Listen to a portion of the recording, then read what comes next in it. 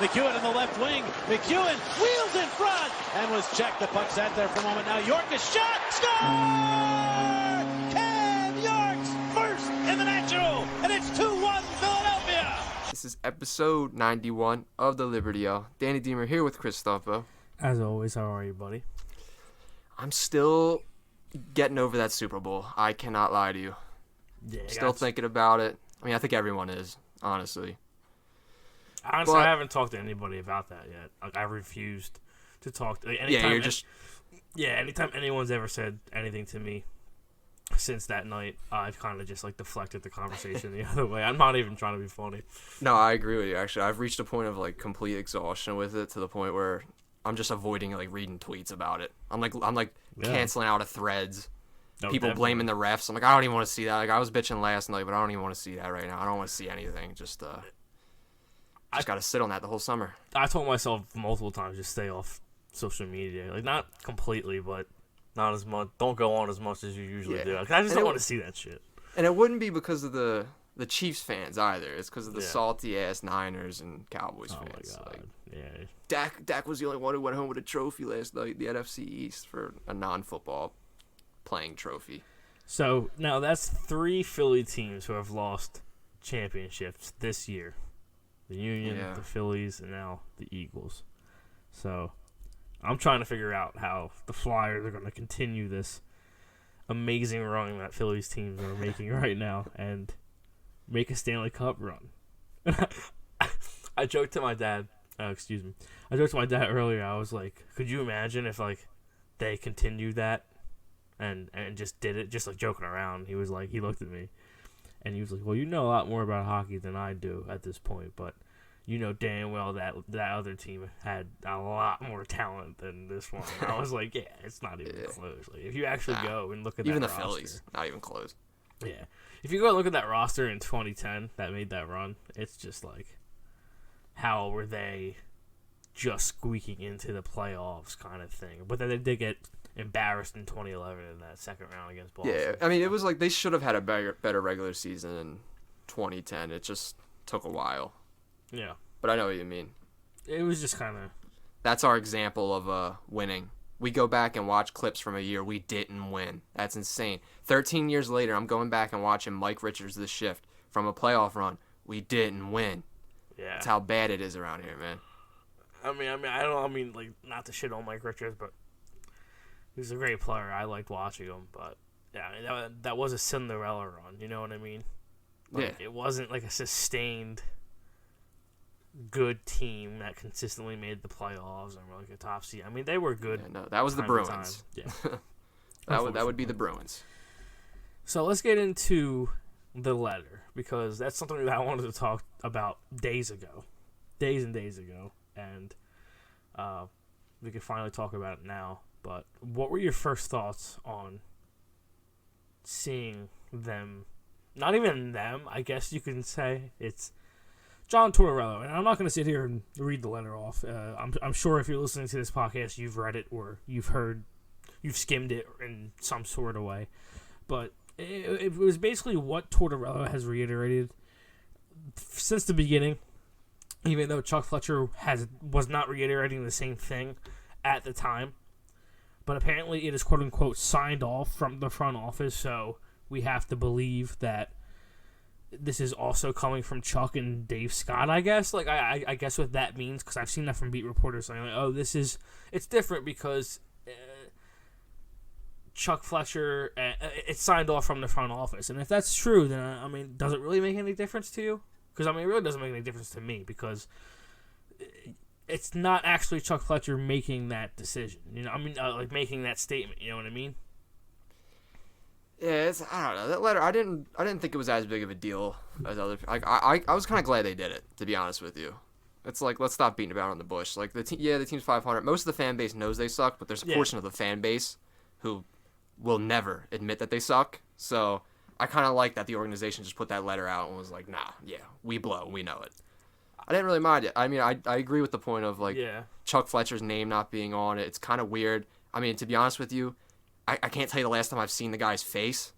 I know. Like, straight up. Yeah, so That's my thing. I guess I'm not actually mad at the actual letter. I'm not mad anymore. I was upset in the moment when the letter first came out because it's not that the letter was released. Like what was said is true, and I am glad that they have finally come out and admitted it. But it was like, it was so funny to me that they knew that Chuck Fletcher couldn't say this or Dave Scott couldn't be the one to say this because it would just be met with like rebuttal right away, right?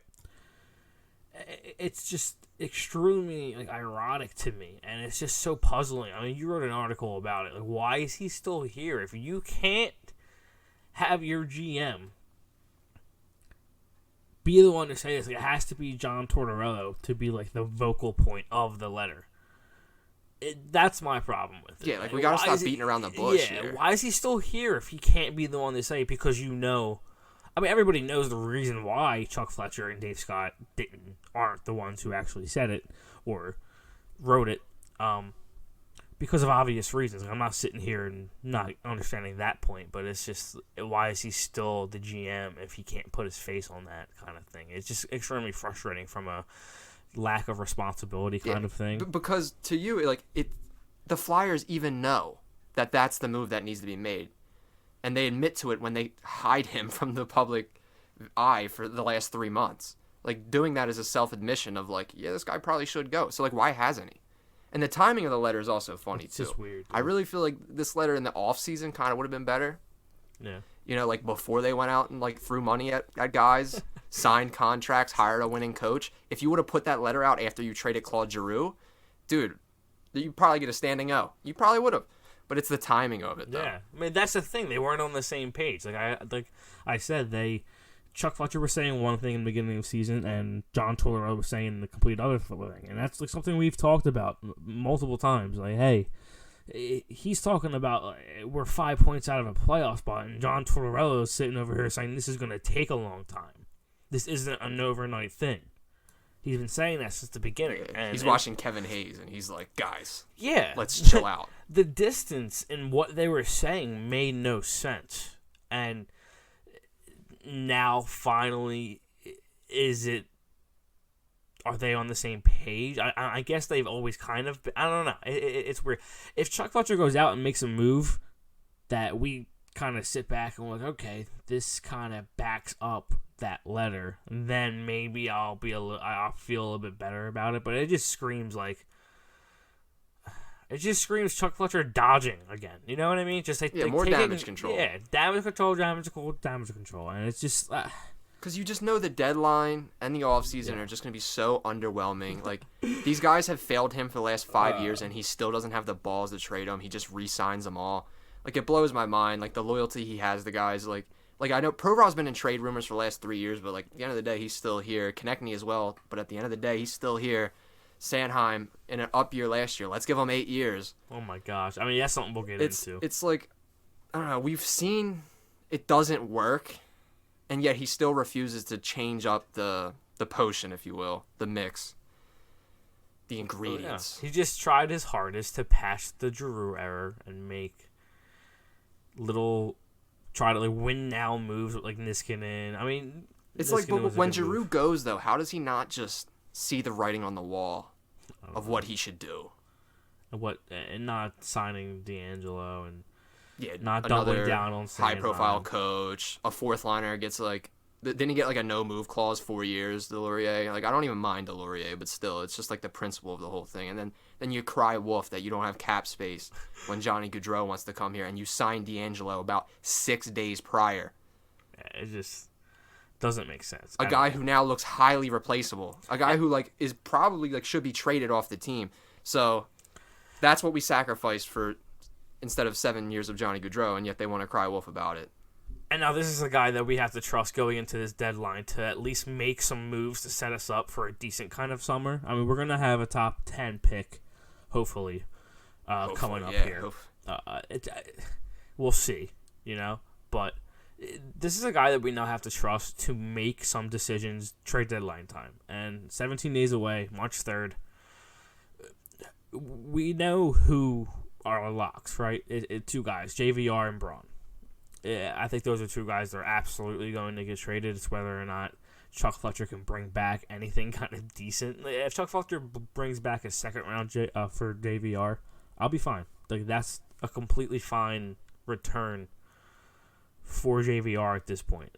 Just get him off our hands, even if we have to retain something. Because I'm just so tired of watching him skate in the orange and black. I'm just tired of it. It just reminds me of a decade of just mediocrity.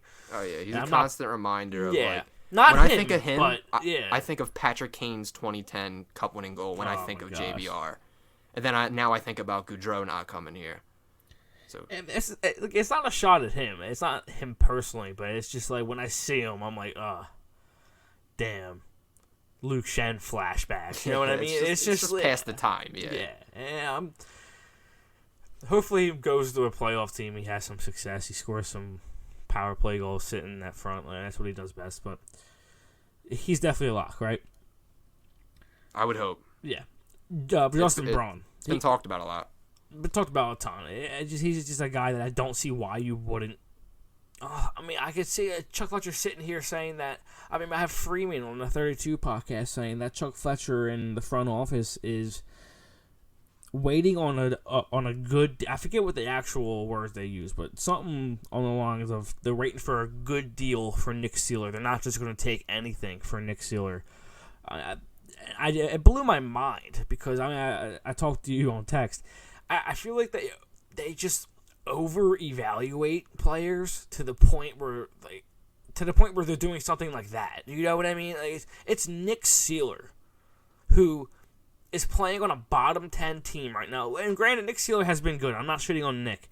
He's been good this year. But it's like you're lucky to get an asset for him. Yeah, that's not the point. The point is, like, you're sitting here saying I can't sign Johnny Gaudreau. I keep bringing him up, and it's not him at this point. It's just like the actual move itself. Like I could sit here and say DeBrincat, like any kind of star player. Like you're sitting here telling me you couldn't do that because of the cap, right? But then, like, obviously, Nick Seeler is making $700,000, so it's not like the cap point. But it's the point where, like, you're saying, I can't make that kind of move and go out and get a star because of cap issues.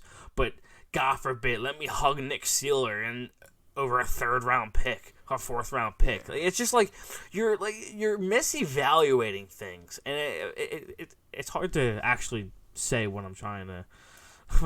Say. To me, like, it's hard to cry about cap. It'd be one thing if let's say Hextall put him in the cap issues, and then this is like year 1 or 2 of his situation. He was just dealt a shitty hand. You've been here for 5 years. This is the situation you built. So you, like, crying wolf and admitting that you fucked up is, like, it just makes it all the more worse, and he should not be here.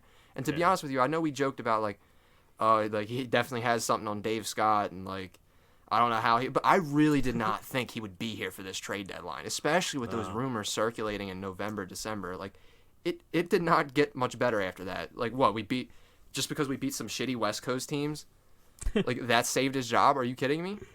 Honestly, it might have. I mean, we were kind of on a steep downhill roll heading into that, and then they beat some shitty teams. I mean, not LA. LA's a good team, but beat a couple of shitty teams and LA, and then it just kind of seemed like it was like, okay, maybe he's safe for now. And since then, they've kind of just like bobbled in the water. They've just treaded since then. I got people saying that Travis Konechny, I forget what I was going to go with that. Travis Konechny hasn't scored in, 13 games? Danny? 14 games? I think.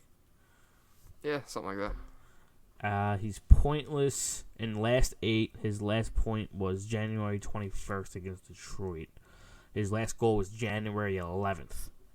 It was a hat-trick against the Washington Capitals. So he has not scored since January 11th against the Capitals. So it was a hattie. It's just... And where are you with him, like, personally? Because I know we've shit on him on this pod, but... I have no, like, personal, like, fan loyalty to any player on this team, probably outside of Carter Hart. And that, like, I said that last year, and I feel like that still kind of applies this year. Yeah. Like, I could be convinced... And to be honest, it's the right thing to trade a guy like that, a high-value guy. Like, the reason why we never have fun trade deadlines or fun trade or or fun off seasons is because we never make the big swing and give up something good. You got to give up something good to get something good. And Chuck Fletcher has just never done that while being here. So No. I don't expect him to do it with Konechny, but I will say, like, I think a guy like Konechny, Provorov, just like a big guy who's been a part of this core for a while now, I think they should be traded. And I've been under that mindset for like since last season. But I agree. I don't think they will, though. I actually have a big fear that not now. that they think it's like such a great season that they end up extending him. Like, that's just like, because that's what all I've seen with all these players. Like Sanheim, yeah. Well, they've already done it with Sanheim, so. Yeah, with Sanheim, and he has an up year and a year where everyone else is so bad that like a guy just has an okay year, and we point to that and just think like he's next up. Like, no, I mean, you can have anyone, like, look at Kevin Hayes. Look at the year he's having on this bad team. I mean, we could be wrong, but I also think it's another example of misevaluating talent. Like, they're looking at Sanheim thinking maybe, hey, one day he could be a number one defenseman, and we just locked him up for 8 years, $6 million, and that's really good value for a number one defenseman, considering that the cap is going up in the next couple of years, blah, blah, blah. But that's... Travis Sanheim has been on this team for how many years now? I mean, you said it best. He's, 26 years old. I mean, at this point, we know what Travis Sanheim is, and that's not a true top pairing defenseman. So next year, he's not going to be Hedman. At best, you locked up a number 2 left-handed defenseman for $6 million for the next 8 years, who is unmovable until 2026, 2027. That's a modified no-trade clause for the rest of the contract. Who's unmovable. Yeah, and it turns into a 12-team, which is going to be the best 12 teams in the league. Yeah. So it's not going to be first-round picks that we really even want.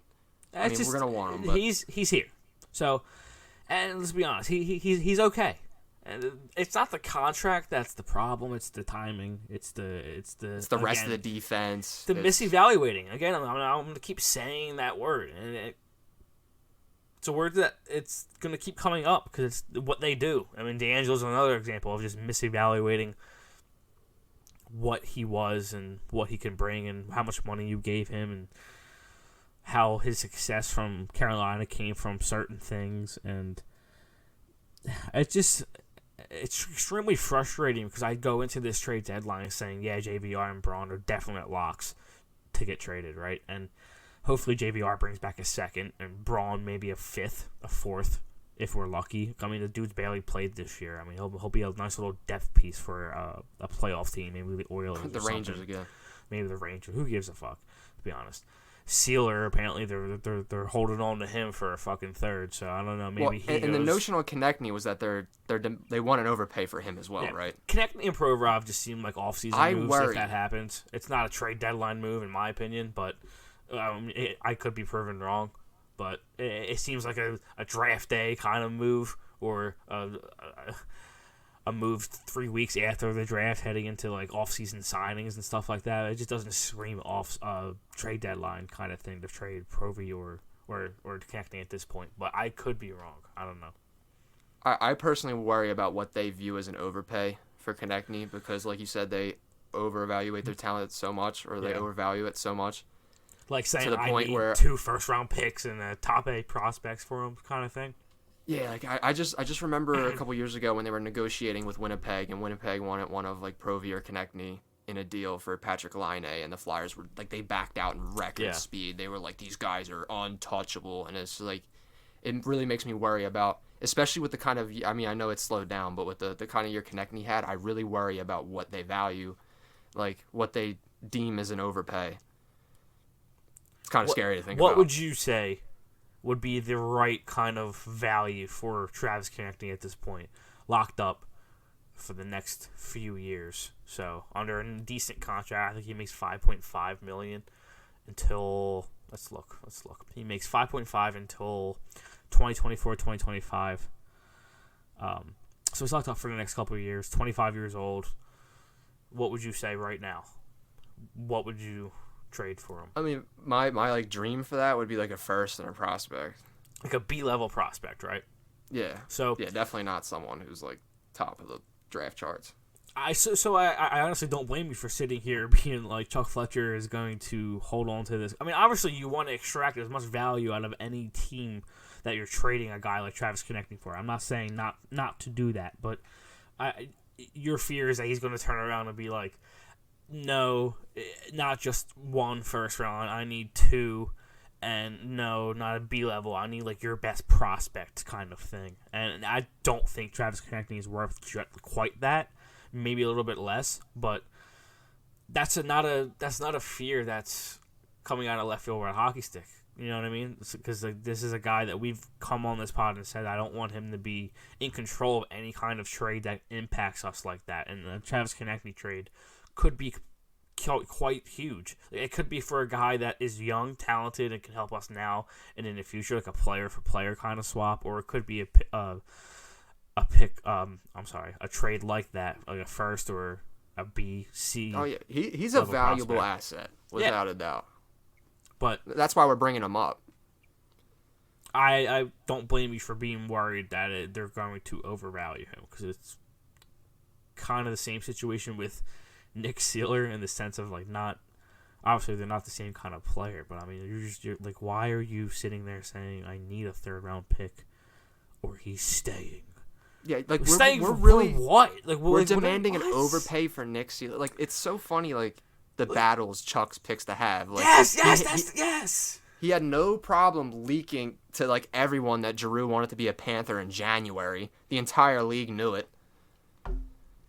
Straight handcuffed him so that when the deadline day came and Giroux got traded, I mean, I guess the trade has aged better than we initially thought, but still, it was definitely disappointing in the moment for what we were talking about.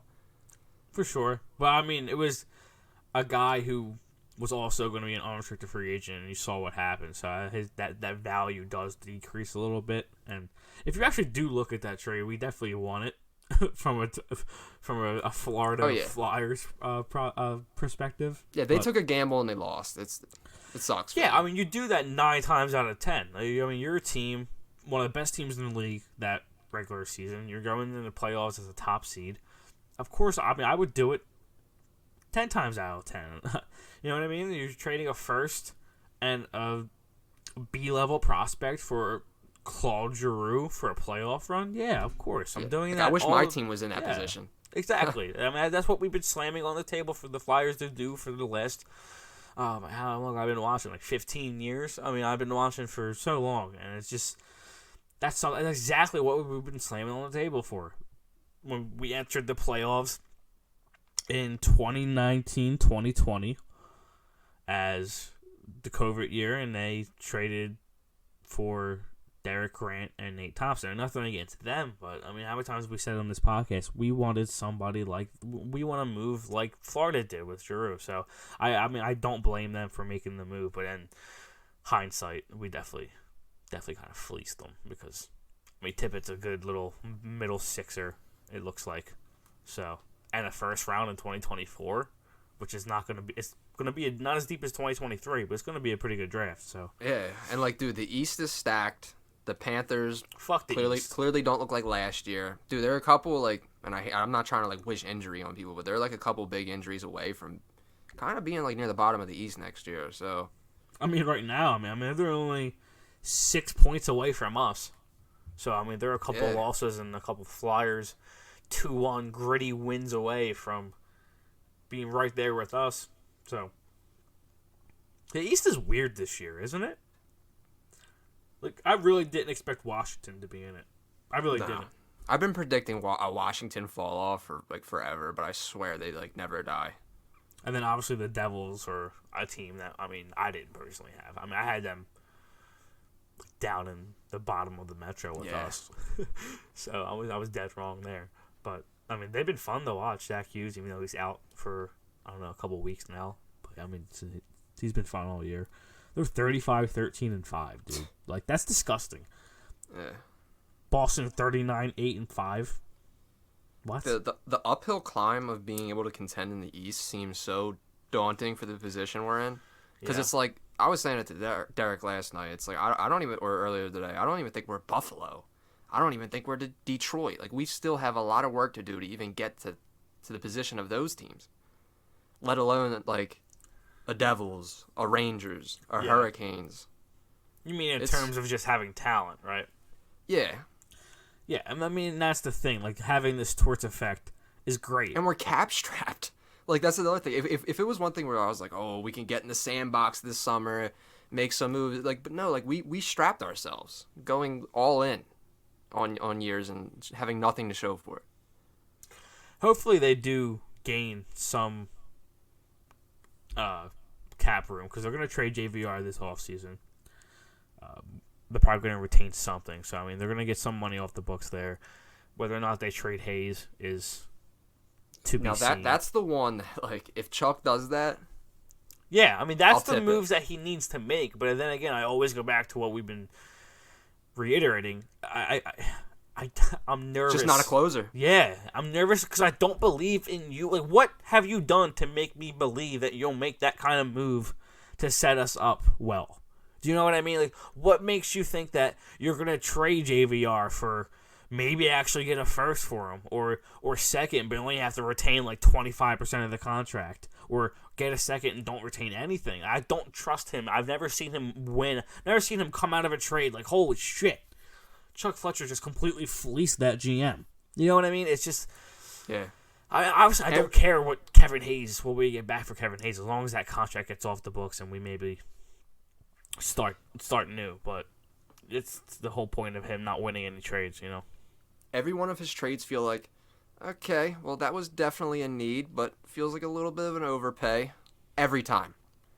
That's how it feels every time. And it's nobody like fun. Said, no, yeah, nobody fun. It's like, okay, Kevin Hayes, I guess, fills the 2C role, but, I mean, that contract's a little big. Like, that's what his moves are. Yeah. I mean, every move has been that. I mean, Niskanen was that move for Provorov. Gustafsson was that move. Yeah, Yandel. Yandel. That sent him into a complete panic, the Niskanen thing. Like, I've never seen a GM rattled by a guy retiring quite like that. And Gustafsson was the signing for that, and then Yandel was the depth of veteran signing, which turned out awful. Yeah, the real fish was Ryan Ellis, who played 5 games. Yeah. I mean, there have been a ton of moves. There's just patches that he's done over the years. I just have looked like iffy in the moment, and then you look back on a couple years later. I mean, a year later. I mean, it doesn't take long. Yeah, it really doesn't. A couple months, maybe. Yeah. Just nothing but swings and misses. Like, I said, like... You said it best in your tweet that kind of got a little bit of attraction. Like, this guy whiffs on every trade deadline. He gets fleeced into every contract negotiation, and just the front office is just like, it's cool. It's cool. Like, what fun thing has he... I hate sitting here and bitching, because, I mean, they have looked good. They haven't looked bad. The games have been watchable, but, I mean, I'm not going to sit here and be like, hooray, like, they've gone from the 4th worst team in the league to the 7th worst team in the league. Like, they're still a bad hockey team, and, like, I'm not going to sit here and break games down because they fucking suck. But... I also hate bitching about them all the time, but I mean that's the point that we're in, you know. It's just it sucks. It sucks just watching and knowing that it's just not an easy way out because we have a GM that just doesn't have to face any kind of responsibility. Like, if this guy even like steps back and just gives the GM title up and goes as the president ops and just stays and does that, I'm not sitting here clamoring for a guy to lose his job. It's just extremely frustrating. I don't feel like there's any kind of change. Though. I just don't feel like there's any kind of change anywhere. I mean, they did. What did they do today, Danny? Real quick. What did the CEO? Yeah. Keep talking. I'll look it up. No, but it just amazes me, like, the leeway Chuck Fletcher is given, especially when his prior reputation was for ruining Minnesota. Like, it blows my mind. Like, they act like he is Lou Lamoriello yeah, I know. or Brandon Shanahan or Steve Yzerman. Like, they give him the leeway of, like, that kind of GM. Like, no GM of the level of Chuck Fletcher should be able to see through swinging and missing 4 times and then going through a process of recouping draft picks and then getting back into the mix. Like, that... Like, and blowing proven smoke GMs up don't our even get that leeway. I know. It's crazy. Like you said, they treat him like he's fucking Yzerman over there, man. But I did find it. Flyers announced Dan Hilferty has been hired as CEO of parent co-Comcast Spectator. The team says he will partner with Dave Scott, who will remain as chairman. So apparently Dave Scott gives up his president of ops. He gives up one of his titles, but still stays as like the guy that still has to approve who is president of ops. So he still makes the final decisions, but gives up a title. It's basically all it is. So there's no real change happening. It's just I guess it's a different voice. I don't know what really they put in quotes that he's like a ravenous Flyers fan. Like, thanks, bro. Did they say that? Doesn't make me feel bad. Yeah, That's they funny. did. Like, that makes any kind of difference. They're just trying. I mean, they know what they're doing. Yeah, we know what they're doing. Come on, we don't have to sit here. Dude, fire the GM. It couldn't be more obvious. Like, the writing is on the wall. Like, I've been saying it for the last month repeatedly because I can't believe that I still need to say it. So I guess I just need to spam say it. Like, I can't. Yeah. Nobody wants him here. It's every fan in their mind thinking of solutions to get out of this dark era. It all starts. The first domino to fall is firing Chuck Fletcher. Nobody is going to be able to get past this era of poverty until you fire Chuck Fletcher. And it all starts with this trade deadline, which he's going to be a part of, Danny. He's going to be... Yeah. Patrick Brown's gone, baby. This important deadline. Huge deadline for the future of this franchise. Honestly, it is. I mean, we're not trying to exaggerate, but I'm getting a nice return for JVR would be good. And getting a couple guys out of here, like if JVR goes... That's a definite. Braun, obviously. I mean, Braun going doesn't really open up a spot, but JVR does. If Patrick Brown is traded, I mean, I do think he could be a nice little depth guy for a playoff team who wins faceoffs, potentially. Could play if somebody gets hurt. He could go. McEwen, I did think could be a candidate, but he coming back from a broken jaw. Maybe if he comes, I don't think he'll come back before the trade deadline. It's 2 weeks. I think he's out 5-6, so we'll see with him. But, I mean, I think those are the only guys I actually think can get traded. I think my dark horse is D'Angelo because he's not really fitting here. Everyone knows the coach doesn't really like him. And I do think a playoff team would maybe give us a third or a second potentially for him. I mean, he's on a decent contract, and he could play. Yeah, you get that extra year, too. Yeah. So, it is. You make a good point there. It's definitely, I mean, it's not like a huge trade deadline. Like, we're not trading Claude Giroux, who's locked up to a 4-year contract and has amazing value. Like that would be an insane, like Timo Meyer kind of thing. Like the San Jose Sharks are going to bring back a nice little package for Timo Meyer. It's not one of those kind of trade deadlines, but it is important, like you said. Getting any kind of draft pick in this kind of draft is going to be nice in any kind of way. A second-round pick is a second-round pick. You know what I mean? So I'm not going to complain. To your point, like how the team is like more watchable, and we've seen some young guys take steps and progress. Like to me, that really only truly means something if you go out and capitalize on it. Like you successfully have a good deadline, you have a good offseason, you realize the direction of your team. It's young, it's up and coming. But if they fail to make those moves and keep some of those anchors on board, it feels like there is no end in sight. And you're relying on a guy like Sean Couturier, who I haven't seen play hockey in 2 years. I'm supposed to expect him to come back, play 82, and be my 1C for all 82. Like, it's one of those things, like, you believe it when you see it. It just seems like so much has to go right. Yeah. And, they need, like, stupid-ass luck. Cutter Gauthier and it's just not the position you want to be in. Cutter Gauthier can't not be a guy for this team. Like, he has to hit. Him and this next pick have to hit. Because I don't think they're going to be that bad in 2024 to the point where they're going to be picking where they're going to pick this year. So, Cutter Gauthier cannot just be a middle six decent guy. Because they're not going to get high-end talent that you get at the top of a draft. Like, they're not going to land a Fantilli, Bedard. Maybe Mishkop drops to like 7-8, and if you're at 11, you trade up for him, in my opinion. But I mean, it's a pipe dream. So like you have to hit on Gauthier and this next pick next year, these next 2 picks next year, and then hopefully like this system and culture that Tortorella has developed, and we finally get the guys who don't want to be here out of here, and it's just a good culture, it's a good system, and you got good talent, like a Carolina Hurricanes kind of team. You know what I mean? Just like a team that doesn't have that superstar, but is good, has a structured system, plays hard, forechecks hard, but has a ton of good players. Like they have Tavo, they have Aho, they have Nichis, Sefashikov, Burns. You know what I mean? Slavin's the best defensive defenseman in the league, but they don't have that superstar. But they have a ton of good players. They have a good system, good coach. So I mean, I think that's a model that you could look at. The Dallas Stars are another team. I mean, they don't have a superstar. I mean, Robertson could be a superstar, but they're another team. They definitely have way more talent.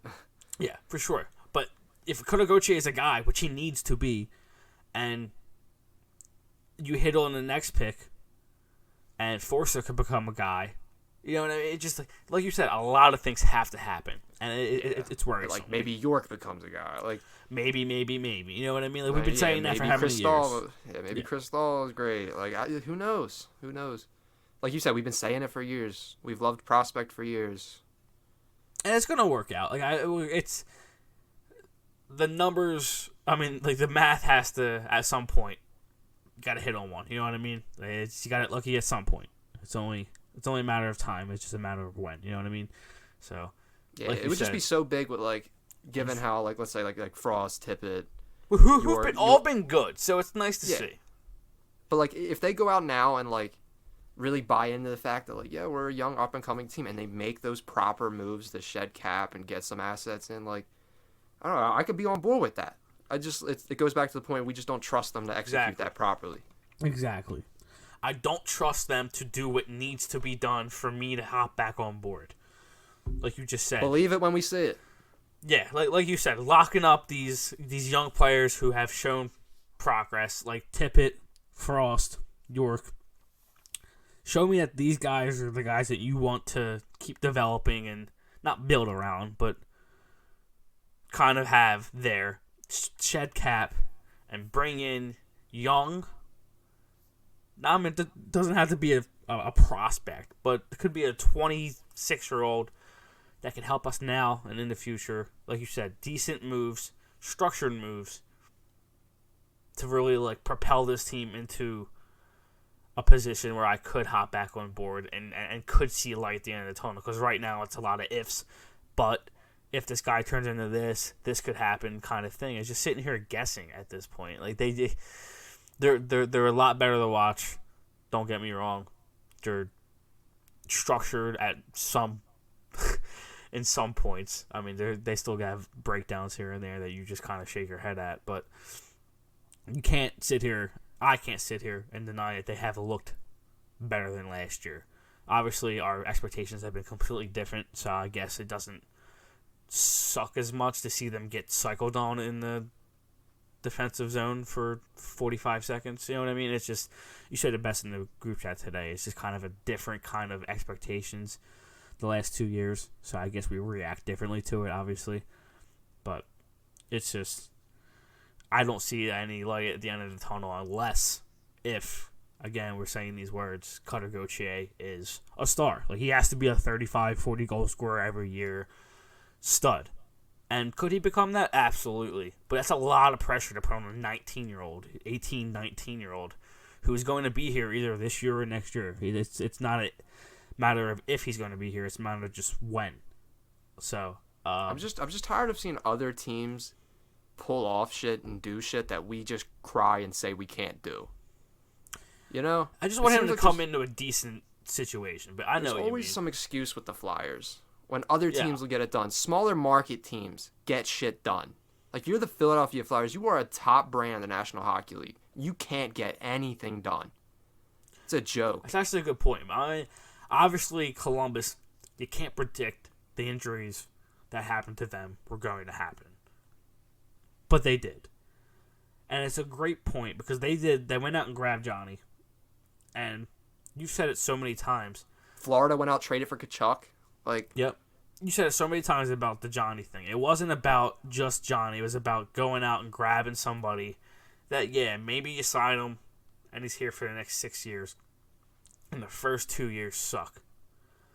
But, man, if those 2 years suck and you get good draft picks and you make the right picks and you develop young talent and you make the right moves behind the scenes and the other lines, it was worth it. 3 years, 4, 5, and 6, if he's still playing at that level, which he will be. Johnny Gaudreau is a very, very good player. Alex DeBrincat would still be in his prime. Like, then you're in a good spot. You know what I mean? Because that's the quote-unquote aggressive rebuild that you told us that you were going to make. So why that'd be the perfect way to do it, you know?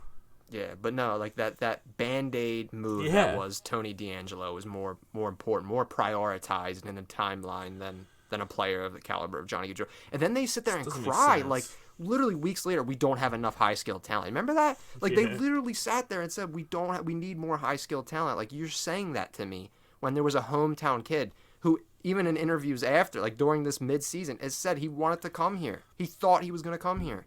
Do you know what it screams to me? It screams that he wakes up every day with a different mindset. Or, another theory, there's way too many voices in this guy's head. They have way too many assistants that are just like, here's one thing. Well, according to this analytic, well, blah, blah, blah. So he's just waking up, making decisions left and right. Because that's what it feels like. Like, every day I wake up, I'm like, what is he going to say today? Like, the next time he talks, is he going to be like, you know what? We're guys, look, we're 5 points. We're 6 points out of a playoff spot. 7 points, whatever we are. Even though Pittsburgh has, like, 3 games on us. You never know what this guy's going to say. It always seems like he's just like shooting in the dark kind of thing. You know what I mean? You think he's a collective like puppet piece of like Scott, Clark, Holmgren, all of those guys, all their thoughts in just one mouthpiece. Lombardi, absolutely. Yeah, all of those thoughts into one mouthpiece. Absolutely. Briere's there. I mean, because you remember Clark was like crying wolf that Hextall didn't listen to him on the Nolan Patrick thing. So you have to assume if he's crying about that, one assumes that the current GM is listening to him. That probably means why he's still here. Another worrisome thing to think about. I agree. It's a very collaborative effort up there. I mean, they've come out and said that. Chuck Fletcher has said that in interviews, in media press conferences. We're very collaborative. Everybody has opinions, and we listen to everybody's input, and we go what's best for the team kind of thing. So, we have videos of them sitting in our out circle with Chuck Fletcher just sitting there asking them questions. I mean, I know GMs do that. It's not like a unusual thing for GMs to sit there and ask their employees questions about their jobs, but I do think that there are too many voices in his head. I'm not taking all the responsibility of what he's done the last couple of years away from him completely, but I do think it's just kind of a overwhelming common thing. Like, I think he should be sitting there with 1 or 2 guys instead of maybe 5 or 6 kind of thing. You know what I mean? Just maybe shrink your little group down to just 1, 2 guys that you trust most, their opinion most, and go from there kind of thing. But that would explain why his job is in a way safe, because like if all those guys in the room know that at the end of the day they had just as big a voice in that decision as him, they're probably like less willing to admit he was wrong, because that would be them admitting they were wrong. You know what I'm saying? Yeah, exactly. It just seems like it's everyone damage controlling, everyone wanting their jobs to stay. Big old everyone buddy thinking group. We're dumb, thinking they can outsmart us, thinking they can feed us lies, when we all know what we're seeing.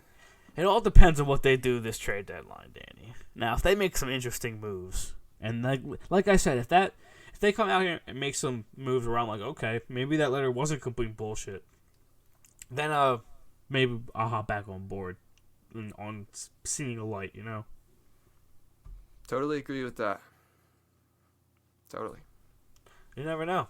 Maybe they turn around and they trade Provorov. Maybe they turn around and they trade Konechny, or Hayes goes to Boston or something. It should be his last chance. And if it's your last chance, bro, take a shot. Take a swing. Do something. You would think so, right?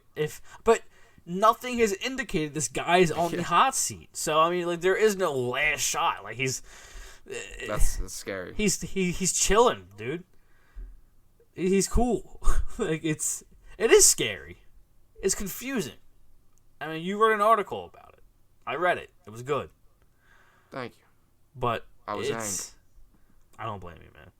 I really don't. It's just confusing at this point, and it's scary because you never know what's going to happen next. When is the next trade that he makes his biggest fleece yet? And I'm not talking him fleecing the other GM.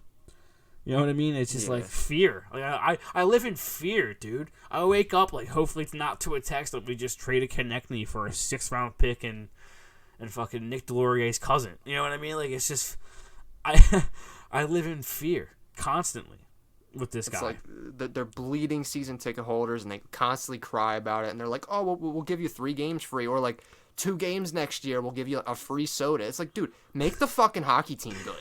Like, it's right in front of you. Fire the GM and make the fucking team better. Do you know what I'm waiting for? I'm waiting for that JVR 3-year extension at like $6.5 million before the trade deadline. I can't do that. That's what I'm saying. I can't handle that. I'm telling fear. you right now. Can't handle it. Get ready. Can't handle it. You better get ready for it because that's what's going to happen. I don't know what my mental state is going to be if that happens. How bad would that be? I'm going to view the team. Like, I'm going to reach a point where I'm really like, I'm always gonna love the team, but I'm really gonna reach a point where I'm like, I just don't believe in this team ever, like ever. I don't think they'll ever get out of this. I'm never gonna believe in them. Oh, if that happened, no, not that exactly, but if something of that sort happened, I would go into a deep depression, and I'm not even trying to be funny because I already wake up every day like fuck. I don't get excited to watch hockey. We play the Kraken tonight. Yeah, I know it sucks. It really does fuck with you if you care as much as we do. But if something like that, like you just said, happened, I absolutely. I mean, you begin. I mean, not obviously you don't abandon the Flyers and be like, oh, I'm not a fan anymore type shit. Like, I'm never gonna do that. But you definitely would sit there and be like, this is gonna be years to get out of this. This front office has zero idea what they're doing. That letter was just, here, Torts, go say this, because they would yell at us and they would be mean and nobody would listen to it. Like, you be the mouthpiece kind of thing. But if they turn around and make moves that back up that viewpoint and show me that Chuck Fletcher has turned the corner and kind of been on the same page with Torts, then we'll see. Derek did write an article that was pretty good about how, in retrospect, he went back with quotes and they've actually kind of been on the same page, but have said it in different kind of ways. And Chuck Fletcher, despite Chuck Fletcher saying the 5 points out of the wild card thing, if you take that out of the way, it was like they actually have said very similar things, just in different contexts. Yeah, I just feel like Chuck Fletcher's reading a script, whereas John Tortorella just speaks his mind. Yeah, I could see that. It's just, it goes back to not trusting this guy, and you get scared.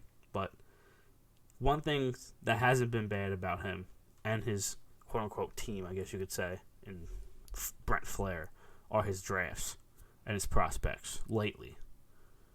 We were just looking at the AHL stats. Elliot Desharnais, the 135th pick in the 2020 draft. Tied with Forrester for first in the Phantoms with goals. Yep, 17. Right? 17. That's beautiful. That's actually fucking awesome. Yeah, no, his drafts are the one thing where it's like I really can't complain too hard, but it's also a thing of like the reason why Ron Hextall was fired wasn't because of the draft picks, it was because of he couldn't take the next step, and Chuck Fletcher also can't take the next step. Yep, it's kind of the same thing, absolutely. It's that, I mean, we've talked about how it's basically the same person. I think I will see with Chuck's drafts how they turn out. There's still guys with some questions around them, but Cutter Gauthier, he has 27 points in 24 games with BC as a freshman. He had 2 assists last night. I mean, he's been on fire since coming back from the World Juniors. So, I mean, he's another guy that you look at and you're like, okay, jury's still out on him and what he could be. Forrester, 17 goals in 47 games isn't incredible, but I mean, he has been injured the last couple of years, probably just getting back to his groove. Oye Leixel is another guy, but he was drafted in, I think, 2017, so he was before Chuck. 34. Bobby Brink is another guy. I didn't even think about Brink. Good shit. He's got 14 points in 16 games with them. 6 goals, 8 assists since coming back from a torn labrum. Yeah. How about Bobby Brink? That's incredibly impressive. Like, if you take that into account, like the injury he's coming off of, like, that's so impressive to me. It really is. And he has, let's see, 4, 5, 6 points in his last 6 games.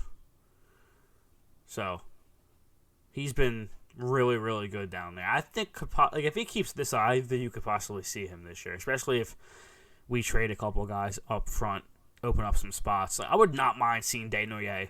I think Forster needs to stay there all year. I would love to see Desnoyers. I want to see Desnoyers. Yeah, dead. I agree. Love to see, obviously, Bobby Brink. Maybe he comes up, but I think the number one guy, other than Lexell, who's already up right now, and Ersson, by the way, they're carrying 3 for this trip. I would love to see Brink, though.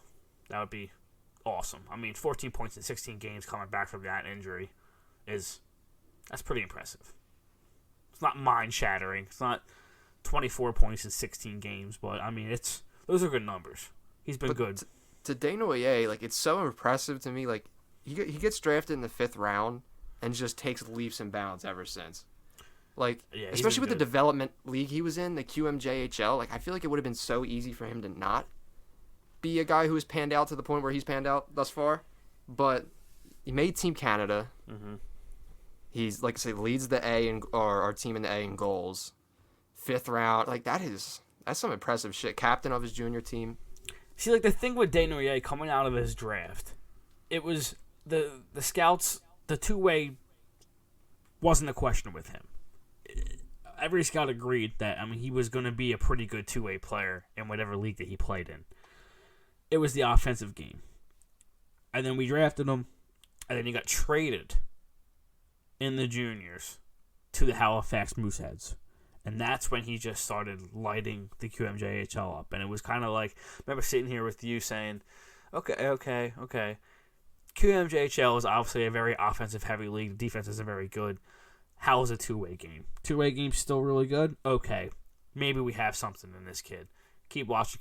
He keeps destroying the QMJHL. And it was always like, okay, he's going to graduate to pro hockey. Obviously, he's going to have to play a full year, either three-quarters of a year or a full year in the AHL, just because of the point of a guy needs to get use of the speed of a pro league. So it was always a question of two-way game is going to be fine in the AHL, no problem there. What does he do offensively? Can he still kind of not put up maybe the same numbers because it's just not going to correlate, but can he still kind of keep up? But in 17 goals in 45 games, I mean, that's 3 goals in his first 3 games with the Phantoms this year. He's just, I mean, that's awesome, man. What did you say his last 4 games? 7 points, right? Last 4 games? Last 4 games, yeah, 7. He has 3 goals and 4 assists in his last 4 games. So, yeah, he could be a guy that you see soon, especially, like I said, if we trade a couple guys up front in JVR, obviously. Brown, who knows? Who knows what they do? Obviously, me and Danny have sit here and said that we are scared. I'm scared personally about who they trade. Not who they trade, but just about in terms of value and how I don't trust this guy an ounce to not get fleeced.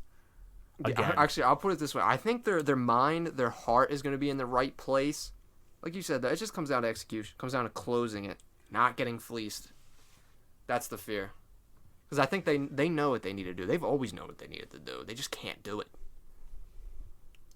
They say what they need to do. They never do it. I know. And that it goes back to the letter, and hopefully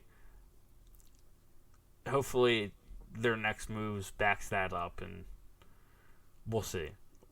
This deadline is also it's big in a lot of ways. Not only is it big for whatever draft compensation they get, but it's also big in the terms of what direction are we actually heading? Like, are we actually going to go dive deep into a hole and this front office doesn't know what they're doing, or is it going to be a trade deadline where we're like, hey, let's take a step back and kind of maybe golf clap and okay, like maybe we'll calm the fuck down a little bit and stop trash talking, kind of thing, you know? Like that's what I'm at. Let's see what he does what they do heading into this trade deadline. Maybe some crazy shit happens. Maybe he does step down and Briere steps in. Who knows, dude? Like, I'm down for anything. I mean, when you're finishing bottom 5, bottom 7 for 2 years, 3 years in a row, anything goes. Like, nobody's safe. It's like you need to make a change at that point. I'm tired of seeing these same guys losing every year. I would like to see a fresh face. I don't even care if they go out and get a player who is like the same exact player. You just gotta we gotta hit the refresh button here. It's proven to not work. What do you mean? On some of these players, dude. Yeah, definitely. Like, how many times are we just like gonna do this same song and dance? Provorov needs a partner. Provorov's in trade rumors. We're keeping Provorov. Like how many times are we gonna do this shit with players before we actually make a change? I do think he's gone. It's just a matter of when. And he's another point in just. Yeah, I mean, given the Sanheim deal, it really seems kind of obvious now. It's like they.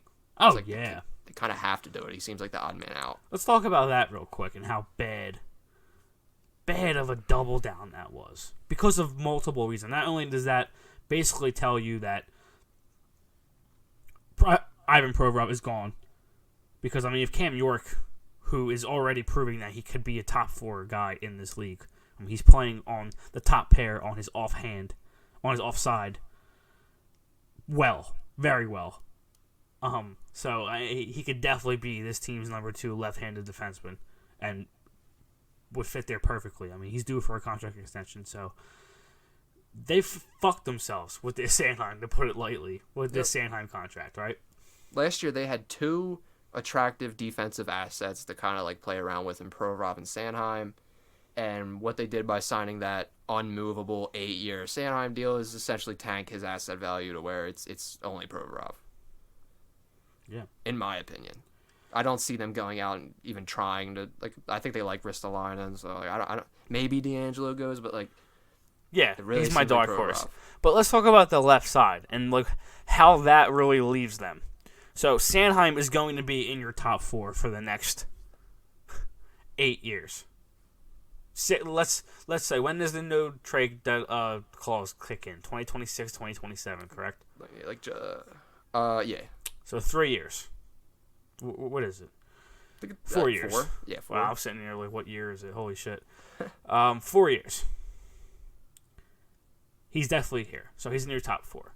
So it's either trade Provorov for another top pairing defenseman, because we don't have one, or a prospect and a pick that could be a top pairing defenseman, so you're kind of left in a hole there. Or don't trade Provorov, keep them, have Provorov and Sanheim as your 1 and 2 on the left side, and then York, who's going to need a contract extension and is probably better than Sanheim. I think he is. Play on a third pairing role. Now, while that's not bad depth, it's not a very good defense. And again, it would just be doubling down on what hasn't been working the last how many years. You know what I mean? So they're in a really weird situation, and they're in a situation where I think it's just obvious he's gone.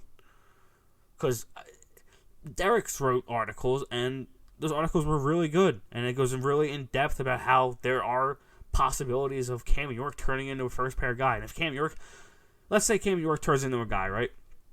You hand him $7 million, $8 million a year. Is Sanheim going to be in your top 4 with York as your number 1? I'm not going to say this was like so predictable, but like we said this last year, you know?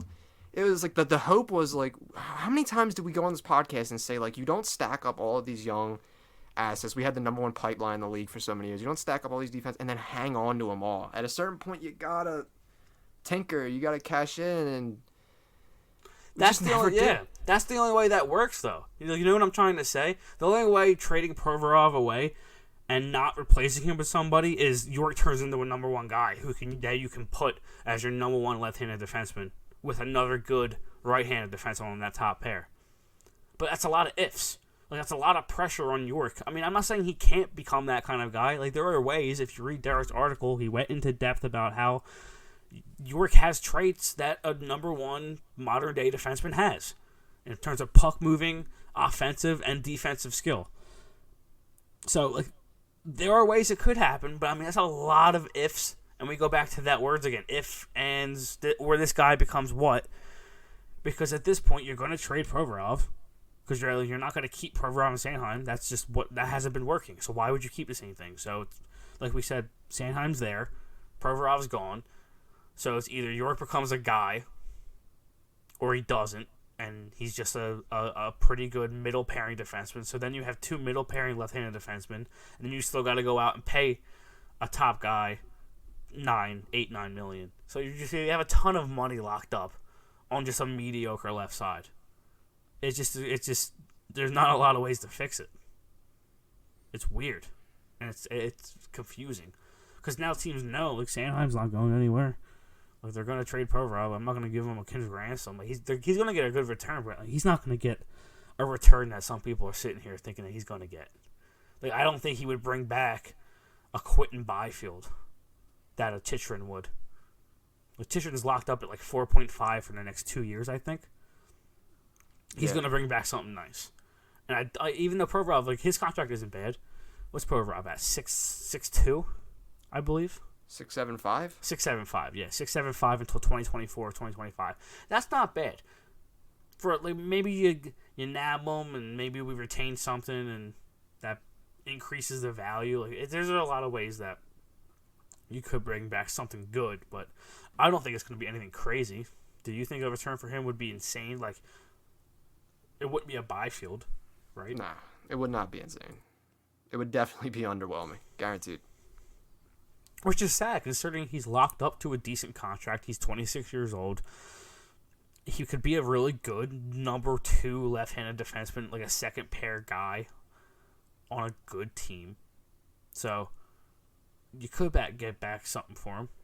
The contract isn't terrible. Obviously, Sanheim's here, so he's the guy you trade. So, you're not trading York. So, I mean, you just get that logjam. You got Andrea, too, coming up. We'll see what he does. Dude, like I asked you about earlier, like, Ryan Ellis, is he 100% retiring? Yeah. I mean, because, I don't have... What if he decides he wants to give Camp a go, and just like that, like, $6 million gets put on pause until, like, late August or early September? I don't know. I don't have that answer for you. I like 90% think he's done. I hope. I mean, obviously I don't like hope like for the guy's career to end, but I know what you mean though. But yeah, it would just be just kind of like let us know an answer kind of thing. Yeah, it'd not be really that we're helpful. Rushing them, but it would be nice to.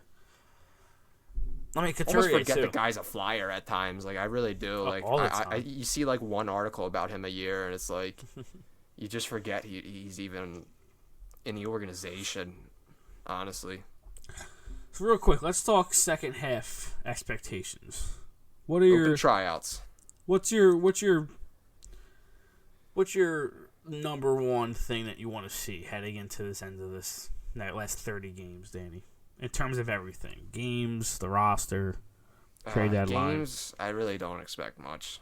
You got Seattle Thursday, and then Vancouver Saturday. I love staying up till 10 o'clock. It's going to be fun, dude. To watch my team get spanked. It's going to be awesome. Monday, 4 o'clock against Calgary. What? What? Mm-hmm. Who made that one? Bettman.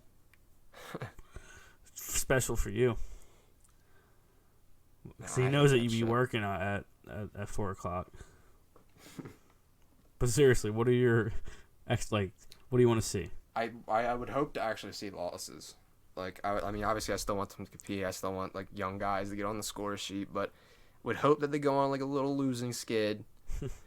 You and Derek both. Get a little bit more comfortable. Because, like, when you're in the position that we're in now, I can't even have the unrealistic hope of, like, oh, maybe the lottery ball bounces right. But, like, if you get to 7-6, 8, at least I'm tuning into that lottery with a little bit of, it's a little different when you tune in at that point. Obviously hope just to see those young kids keep producing, and I hope to see some of, whether it's Desnoyers, Brink, Gauthier, someone who I have not seen yet this year in the orange and black, be in the orange and black. Yeah. Best case scenario is that they keep playing hard. Young kids keep showing that they're improving. They lose games. Kutaguchi hits. This next Good draft trade pick deadline. hits. Deadline is decent. You have a nice, good draft. This draft and the next one in 2024.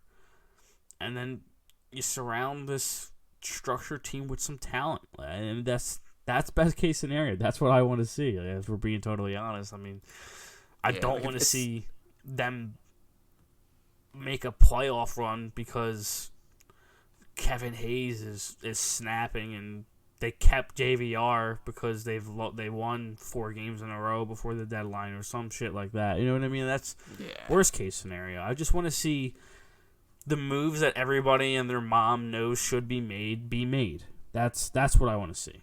Yeah, like I've seen some things that I like I can take away, and if things are executed, I could hold on to. Like Frost improving, that was big for me. Like seeing that, Huge. seeing him score, I like seeing it. Tippett is much better than I thought he was going to be this year. I like watching Cam York progressing. He looks good. Yeah, like, there is real takeaways here. Yeah, absolutely. There are guys here that you look at, like you just said, Frost, Tippett, York. There are 3 guys right there that you are, okay, maybe those guys could be a part of this next team that could compete. Not saying that they are top-line guys, but they could be in the mix to be like middle set. Like I could definitely see Frost and Tippett on a third line on a very good team. I mean, they're good players. They're fun. They're skilled. They're young. They're still going to be improving. There are guys. Ole Lexell, we just talked about him. 34 points in 34 games in the AHL. He just got called up. He's going to have a chance to play with Hayes and Lawton. Yeah. Think of all the players who aren't even in the orange and black right now, who are going to have an impact eventually. So hopefully, Broncos. Maybe they trade D'Angelo. We'll see. But I want to see what everybody else wants to see. I mean, I don't have to sit here and go through it again. But Ersson is with them now, so let's see if he gets any starts. They're not sending Sandstrom down, so they will be bringing 3 goalies on that trip, like I said.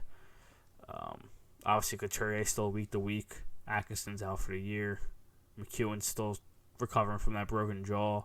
And Lazinski was skating the other day, but he'll probably go into conditioning stint before he comes back. So that's another guy that you could see coming up soon.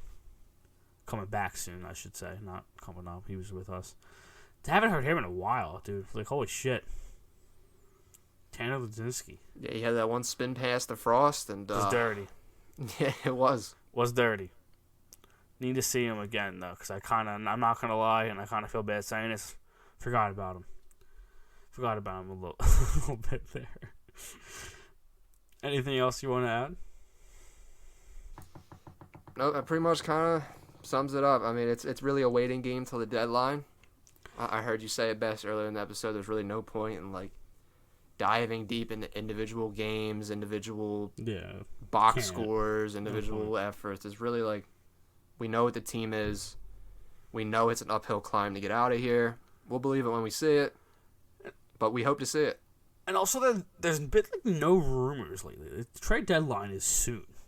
And I feel like there's nothing for us to hop on here and talk about in terms of any kind of rumors on Twitter. No, just that we want an overpay for Nick Seeler. Yeah, that's the only actual information we've gotten from an NHL credentialed reporter is that Freeman said that the Flyers are looking for a team to... I think he said blow them away because I made a joke saying... That's ridiculous. Yeah. I made a joke on Twitter saying, it was a meme of a skeleton saying the rest of the league waiting for Chuck Fletcher to be blown away for an offer for Nick Seeler. You're going to be waiting for a very long time if that's what you're waiting for. Like, no team's going to walk up to you and... if maybe a third-round pick is blown away for Nick Seeler, then maybe, but... Yeah, bro, we should not be playing hardball with Nick Seeler. I feel like teams are like, Nick Seeler, cheap little guy we can go after, calling up the poverty Flyers. Maybe we can help them out, get a little deal done. The Flyers are like, nah, we want to be blown away. It's like, dude, you got some nerve fucking hanging up the phone. I mean, I'm sure he gets hung up on the phone. Actually, no, I'm sure GMs are drooling over him, over getting called by him. We'll see. We'll see how this goes, man. 17 days, like I said. we'll be back maybe a couple weeks, maybe next week. Things heat up. Yeah, we should definitely have a check-in before the deadline. Definitely. And then we'll do one for the deadline probably, or after 3 o'clock, something. Hopefully we're hopping on here next episode, like, with some substance of rumors. Just like Briere takes over. Oh, Briere, stop. Hayes, JVR gone. That'd be awesome, dude. Hayes, Frost hat trick. Hayes, JVR gone to bring Desnoyers up. I'd be like, all right. I'm back in. That's all it took. That's all it takes, and that's why I don't understand people who are like, dude, stop being miserable, stop being... It's like, dude, I am begging for crumbs. This team doesn't even give me crumbs, bro. I'm starving. Any sliver of light, dude. Any sliver of light. Any kind of hope to show me that you have any ounce... That you have recognized any ounce of what we've been saying for years. You know what I mean? That move alone, I just said as a joke. Hayes and JVR gone, Desnoyers and Brink up. That alone would just really just instill so much confidence for me. At least gives me a reason to get excited to watch the game. Like, I'm not even excited to watch games, and it sucks because this is my favorite team ever. I know. Like I said, you could give me crumbs, and I'd be excited to watch the game. I still somehow watch them. I don't know how I do it, but... No, I do it too. It's just brutal because the whole time, like, you're sitting there and you're thinking, like, negative thoughts. And, like, you'll watch, like, JVR turn it over and you're like, fuck this guy. And it's like, dude, I don't want to be, like, having that mindset when I'm watching my team. Like, I miss just, like, getting excited. Like, games tie. Like, I miss, being a little anxious. Like, we score a big goal in the third, getting really excited. Like, there's none of that. The games feels just so meaningless. They are, man. I hate to sit here and be the Debbie Downer, if you will, but I mean they are. They're fucking meaningless. They don't mean anything. They're not good. I'm not gonna blow any smoke up anybody's ass. Like, they're not a good hockey team. Yeah, they play hard. They keep it close, but at the end of the day, when they play a skilled team that is just downright better at hockey, it shows. Like, they're not good. Like, it's just not. It's not a secret. And it should be looked at as a problem that, like, just working hard was, like, a big, like, organizational win and step forward. Like, yeah, we work hard. Like, that should be the bare minimum of all professionals who play hockey is, like, or any front office worker or anyone who's in an organization should be working hard. But agreed that, like, we're giving out brownie points for working hard. It's like the bar was so low. That we deem that as a positive season. Like, oh, they actually, like, finish checks and work hard. I mean, we can definitely agree that it needed to be instilled because... Yeah. But, no, it did. I know what you're saying. It's just scary that it did. Yeah, it's scary that it stooped so low. It's obviously back in some way. Like I said, like, they're not completely boring to watch. Like, they do stick up for each other. Like, we've been crying for them to do. Like, they don't let anybody fuck with them. The Delorier has been a lot better than I thought he has been. Like, there have been bright spots, like we just pointed out with the young kids, but yeah, they're definitely watchable. Like, you said, you tune into the game, they do have some bite to them. Like, but they have so many holes, and it's just there's no, like, what are they gonna do with their right hand defense? Ristolainen's here. D'Angelo's probably gone soon. They don't have any kind of prospect depth there. Adert is a guy, could be a nice little middle pairing defenseman, maybe. We'll see. He's having a good year in the AHL. He was an all-star. But they don't have anybody on that right side. So that's a problem. The number one pair on that side. Obviously, no elite talent. Hopefully Cutter Gauthier is that guy, and this pick coming up is that guy. But, like, I'm not going to go into a playoff series just with the sole meaning of, not meaning, but with the sole saying of, hey, we finish our checks and we work hard. Like, skill wins hockey games. And like I said, there are so many, like, ifs, ands, and buts and different valleys of ways that we could end up with high-end talent. But, I mean, it's just a lot of, like, there's so many good luck just has to happen, you know? Yeah, like, we want to be contenders, but it seems like the Flyers are scrapping and clawing just to be an 8th seed that's happy to be here. You know, that's really what it seems like. Like they would be happy with that.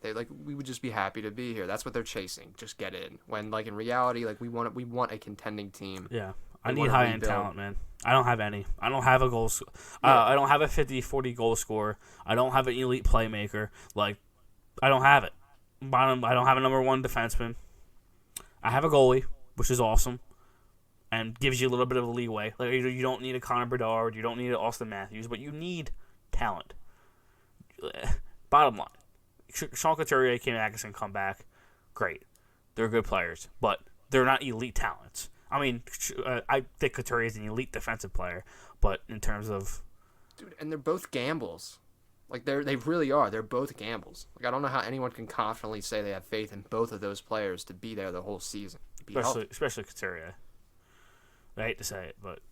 No, it's facts. Like, you can't bank on that. Like, you can't. Like, it burned you twice. You can't bank on that. Absolutely. I agree.